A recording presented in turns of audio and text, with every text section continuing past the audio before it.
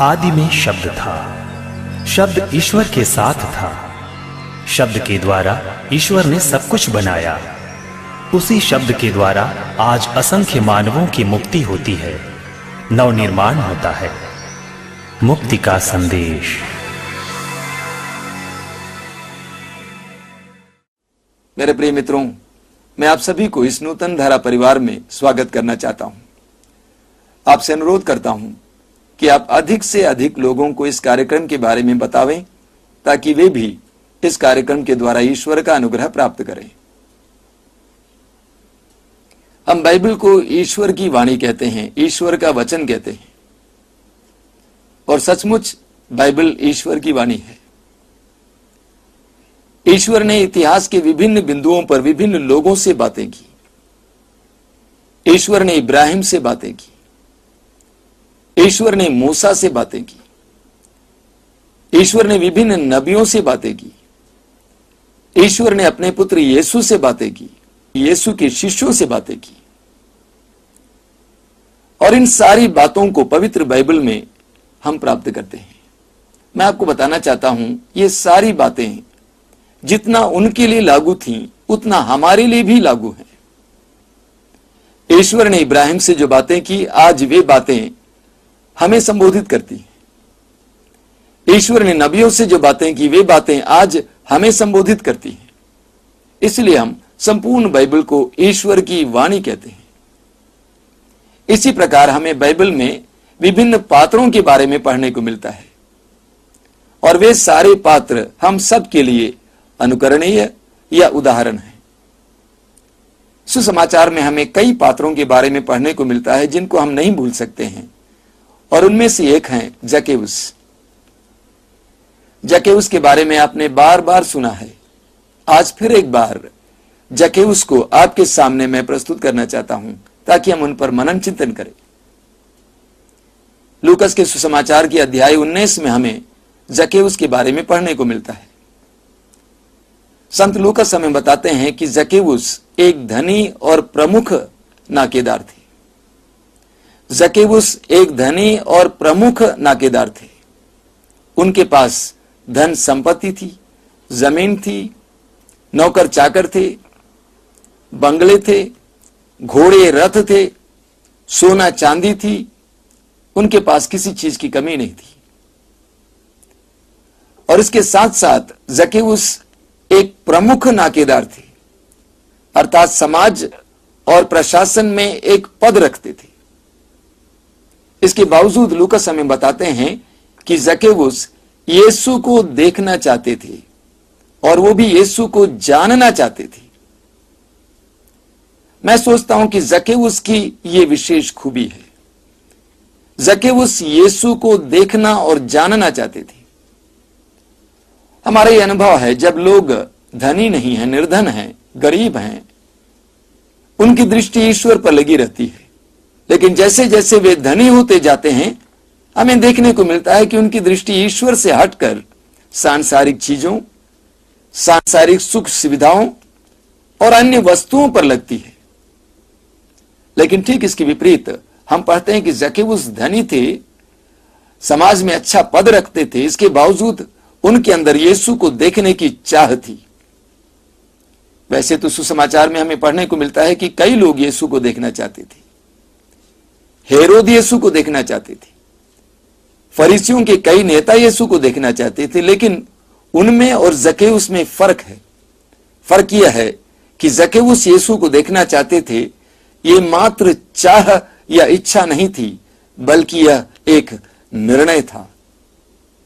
मैं आज इस बात पर जोर देना चाहता हूं। जक्केउस यीशु को देखना चाहते थे, जानना चाहते थे। यह मात्र चाह और इच्छा नहीं थी, बल्कि एक निर्णय था।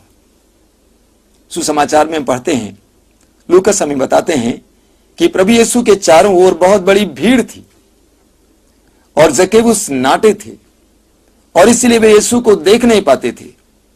लेकिन उनके अंदर जो इच्छा थी, जो निर्णय था, वो बदला नहीं। स्तोत्र 42 में हम पढ़ते हैं, राजा दाऊद कहता है, मेरी आत्मा ईश्वर के लिए प्यासी है, जीवित ईश्वर के लिए प्यासी है। हम उसी प्रकार की प्यास जक्केउस में देखते हैं। वचन हमें बताता है इसलिए कि जक्केउस यीशु को देख नहीं पाते थे, वे यीशु के आगे दौड़े और आगे दौड़कर एक गुलर के पेड़ पर बैठ गए। मैं आपसे अनुरोध करता हूं कि आप इस बात की कल्पना करें, एक नाटा व्यक्ति दौड़ता है, सब लोगों को पीछे छोड़कर आगे निकलकर तेज दौड़ता है। उनको कितनी तेज दौड़ना पड़ा होगा, पेड़ पर चढ़ना, डाली पर बैठना, यीशु को देखने के लिए पोजीशन पर बैठना। यानी जक्केउस ने प्रयास किया, मेहनत की, क्योंकि उन्होंने निर्णय लिया था कि मैं यीशु को देखूंगा। लेकिन वहां एक सुंदर चमत्कार देखने को मिलता है। प्रभु यीशु वहां पहुंचते हैं। वचन में बताता है कि प्रभु यीशु की दृष्टि जक्केउस पर पड़ी। प्रभु यीशु की दृष्टि सारी भीड़ से हटकर जक्केउस पर पड़ी। बहुत सुंदर बात। वास्तव में प्रभु यीशु ऐसे ही लोगों को ढूंढते रहते हैं। उसी अध्याय में प्रभु यीशु कहते हैं, जो खो गया था मानव पुत्र उसे ढूंढने और बचाने आया है। यीशु की दृष्टि ऐसे लोगों को ही ढूंढती रहती है। मार्कुस के सुसमाचार के अध्याय 12 में पढ़ते हैं, उसके वाक्य 41 से 43 तक। प्रभु यीशु मंदिर में बैठे हुए थे। लोग मंदिर के खजाने में पैसा डाल रहे थे और प्रभु की दृष्टि एक कंगाल विधवा पर पड़ी जिसने एक पैसा डाला। बहुत सुंदर। यीशु की दृष्टि ऐसे ही लोगों पर पड़ती है। यीशु ऐसे ही लोगों को खोजते रहते हैं। मार्कुस के सुसमाचार के अध्याय 5 में हम पढ़ते हैं कि प्रभु यीशु मार्ग से जा रहे थे। एक बहुत बड़ी भीड़ उनके ऊपर टूट पड़ रही थी। वचन में बताता है कि उनको दबा रही थी। लेकिन प्रभु यीशु ने एक नारी के स्पर्श को महसूस किया। वो कौन सी नारी थी? वो नारी थी 12 वर्षों से रक्तस्राव के रोग से पीड़ित नारी। उस नारी के स्पर्श को प्रभु यीशु ने महसूस किया। बहुत सुंदर। ठीक इसी तरह लूकस के सुसमाचार की अध्याय 18 में पढ़ते हैं कि प्रभु यीशु मार्ग से गुजर रहे थे। काफी बड़ी भीड़ उनके पीछे चल रही थी। काफी कोलाहल हो रहा था, आवाज हो रही थी। एक अंधा भिखारी यीशु को पुकार रहा था, हे यीशु दाऊद के पुत्र, मुझ पर दया कर। और वचन में बताता है उस कोलाहल में यीशु के कान उस अंधे भिखारी की आवाज को सुन पाया। बहुत सुंदर बात। यीशु के कान उस अंधे भिखारी को सुन पाए। मेरे प्रिय मित्रों, यह प्रभु यीशु मसीह की खूबी है। प्रभु यीशु ऐसे ही लोगों को ढूंढते रहते हैं। क्यों? क्योंकि उनमें ईमानदारी है, विश्वास की दृढ़ता है। उस अंधे भिखारी में विश्वास की दृढ़ता थी। लोग चिल्लाकर उसको शांत करने का प्रयास कर रहे थे, लेकिन उसके विश्वास को शांत नहीं कर पाए। उस रक्तस्राव से पीड़ित नारी में विश्वास की दृढ़ता थी। वो विश्वास करती थी, यदि मैं यीशु नाज़री के कपड़े के पल्ले को छू लूंगी, मैं चंगी हो जाऊंगी। उस विधवा के दान में ईमानदारी थी। वचन में बताता है, प्रभु यीशु स्वयं कहते हैं, उसने तंगी में रहकर अपने पास जो कुछ था खजाने में डाल दिया। इसी प्रकार प्रभु यीशु ने जक्केउस को देखा, क्योंकि जक्केउस के अंदर ईमानदारी थी, विश्वास की दृढ़ता थी। यिर्मयाह नबी के ग्रंथ के अध्याय 29 उसके वाक्य 13 और 14 में पढ़ते हैं। एक बहुत सुंदर वचन है। प्रभु कहते हैं, यदि तुम संपूर्ण हृदय से मुझे ढूंढोगे, मैं तुम्हें मिल जाऊंगा और मैं आकर तुम्हारे भविष्य को पलट दूंगा। बहुत सुंदर वचन है मेरे प्रिय भाई और बहनों। और इस समय प्रभु के इस वचन को हम ग्रहण करें। प्रभु कहते हैं, यदि तुम संपूर्ण हृदय से मुझे ढूंढोगे तो मैं तुम्हें मिल जाऊंगा और मैं आकर तुम्हारे भविष्य को पलट दूंगा। इन सभी लोगों के जीवन में यही हुआ। उस अंधे भिखारी के जीवन में यही हुआ। 12 वर्ष से रक्तस्राव से पीड़ित उस नारी के जीवन में यह हुआ। उस विधवा के जीवन में यह हुआ। जक्केउस के जीवन में भी यही हुआ। यह वचन उनके जीवन में पूर्ण हुआ। जक्केउस का जीवन बदल गया, उसका भविष्य पलट गया, जक्केउस की जीवन शैली बदल गई। वचन हमें बताता है कि जक्केउस के दिल में गरीबों के प्रति दया आई। वही जक्केउस जो गरीबों का शोषण करता था, आज ये घोषित करता है कि मैं अपनी संपत्ति का आधा हिस्सा गरीबों में बांट दूंगा। कितना बड़ा परिवर्तन है, कितना बड़ा परिवर्तन है, एक आमूल परिवर्तन। उसका जीवन पूरी तरह से पलट गया, उसके मूल्य पूरी तरह से पलट गए। इसी प्रकार वही जक्केउस जिसने कई लोगों को ठगा था, उसके अंदर न्याय की भावना आती है और वो घोषित करता है, जिनको मैंने ठगा है मैं उनको 100 गुना वापस लौटाऊंगा। तो इस प्रकार जक्केउस ने संपूर्ण हृदय से यीशु को ढूंढा और जक्केउस को यीशु मिल गए। यीशु के आने से जक्केउस का जीवन बदल गया, उसके मूल्य बदल गए, उसका जीवन दर्शन बदल गया, उसके अंदर आमूल परिवर्तन आ गया। और इस आमूल परिवर्तन को कुल मिलाकर प्रभु यीशु मुक्ति कहते हैं। और प्रभु यीशु ने घोषित किया, आज इस घर में मुक्ति आई है। मेरे प्रिय मित्रों, प्रभु यीशु इस संसार में आए ताकि इस संसार में रहते हुए हम मुक्ति का एहसास कर सके। प्रभु यीशु इस संसार में आए ताकि हमें मुक्ति का एहसास दिलाए। बंधनों से मुक्ति, बुरी आदतों से मुक्ति, पापों से मुक्ति, बुराइयों से मुक्ति, और हम सबको इस मुक्ति की आवश्यकता है। प्रेरित चरित्र के अध्याय 16 में हम पढ़ते हैं, प्रभु यीशु के शिष्य पौलुस और सीलस बंदी गृह में पड़े हुए थे। वे ऊंची आवाज में ईश्वर की स्तुति कर रहे थे। आधी रात को एक बहुत बड़ा चमत्कार हुआ। बंदी गृह का द्वार खुल गया, सभी बंदियों की जंजीरें ढीली हो गई। इन सारी घटनाओं को देखकर बंदी गृह के कारापाल ने तलवार उठाया अपने आप को मारने के लिए, लेकिन पौलुस ने पुकार कर कहा, आप अपने को हानि ना पहुंचाएं, हम सभी लोग सुरक्षित हैं। इसके बाद एक बहुत सुंदर बात हमें सुनने को मिलती है। वो बात यह है, वो कारापाल पौलुस और सीलस के सामने घुटना टेकता है और पूछता है, भाइयों, सज्जनों, मुक्ति प्राप्त करने के लिए मुझे क्या करना चाहिए? ईश्वर के इतने बड़े चमत्कार को देखने के बाद उस व्यक्ति के अंदर मुक्ति की आशा पैदा हुई, उस व्यक्ति के अंदर मुक्ति की आशा पैदा हुई। मेरे प्रिय भाई और बहनों, हम सभी को मुक्ति की आवश्यकता है, हम सभी को मुक्ति की आवश्यकता है। हमारी आत्माएं मुक्ति के लिए ललायित हैं, तरसती हैं। जैसा कि स्तोत्र ग्रंथ के अध्याय 42 में हमने पढ़कर सुना, मेरी आत्मा हे ईश्वर तेरे लिए तरसती है, जैसे हिरणी जलधारा के लिए तरसती है। हम सब की आत्माएं मुक्ति के लिए तरसती हैं और हम सबको मुक्ति की जरूरत है। और प्रभु यीशु मसीह समय हमें मुक्त करने के लिए आए हैं। पौलुस और सीलस ने उनसे कहा, आप यीशु मसीह में विश्वास कीजिए, आपको और आपके परिवार को मुक्ति मिलेगी। आप यीशु मसीह में विश्वास कीजिए, आपको और आपके परिवार को मुक्ति मिलेगी। विश्वास एक निर्णय है मेरे प्रिय भाई और बहनों, विश्वास निर्णय है। कई लोग विश्वास को बौद्धिक चीज मानते हैं, बौद्धिक बात मानते हैं। नहीं, विश्वास एक निर्णय है, एक समर्पण है। मुक्ति प्राप्त करने के लिए निर्णय की जरूरत है, मुक्ति प्राप्त करने के लिए निर्णय की जरूरत है। मैंने देखा है कि इस दुनिया में बहुत सारे लोग विभिन्न प्रकार की समस्याओं से मुक्ति प्राप्त करना चाहते हैं, लेकिन वे निर्णय लेने के लिए तैयार नहीं है।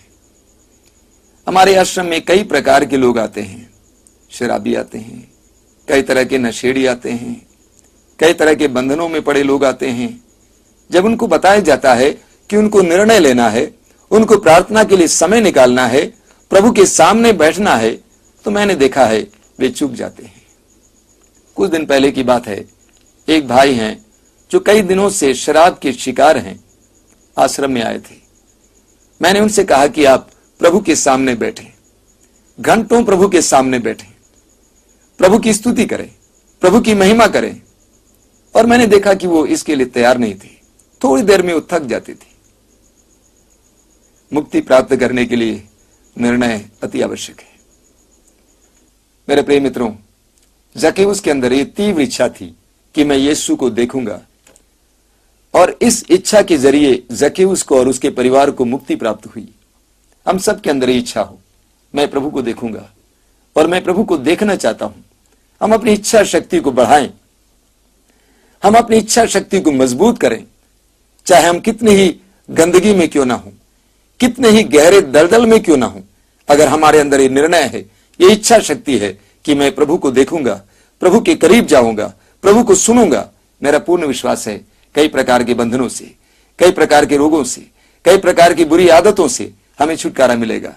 बहुत सुंदर गीत है, मैं आपके लिए गाना चाहता हूं। मुझे यीशु को देखना है, मुझे यीशु को देखना है, दिल से मैं चाहता हूं, मुझे यीशु को देखना है, मुझे यीशु को सुनना है, मुझे यीशु को सुनना है, दिल से मैं चाहता हूं, मुझे यीशु को सुनना है, मुझे यीशु को चखना है, मुझे यीशु को चखना है, दिल से मैं चाहता हूं, मुझे यीशु को चखना है। अपनी आंखें बंद कीजिए और इस समय मेरे साथ गुनगुनाइए।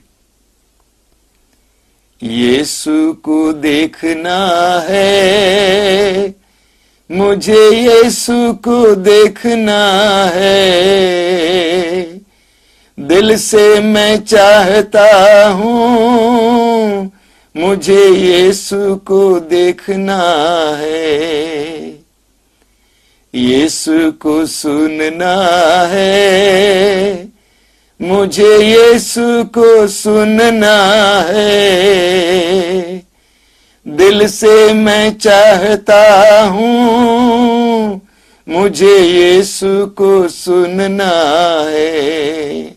चखना, मुझे यीशु को चखना है, मुझे यीशु को चखना है, दिल से मैं चाहता हूं, मुझे यीशु को चखना है। अपनी आंखें बंद कीजिए। इस समय अपने जीवन की हर एक पीड़ा को, विशेष करके बंधनों को प्रभु यीशु के सामने लाइए। बड़ी इच्छा के साथ, तीव्र इच्छा के साथ, दृढ़ निश्चय के साथ प्रभु के सामने आइए। आपके जीवन में कौन कौन सी ऐसी बाधाएं हैं जो आपके लिए चिंता का विषय है, प्रभु यीशु के सामने लाइए। आपके अंदर कौन कौन सी आदतें हैं, बुरी आदतें हैं जो आपके लिए चिंता का कारण बना हुआ है, प्रभु के सामने लाइए।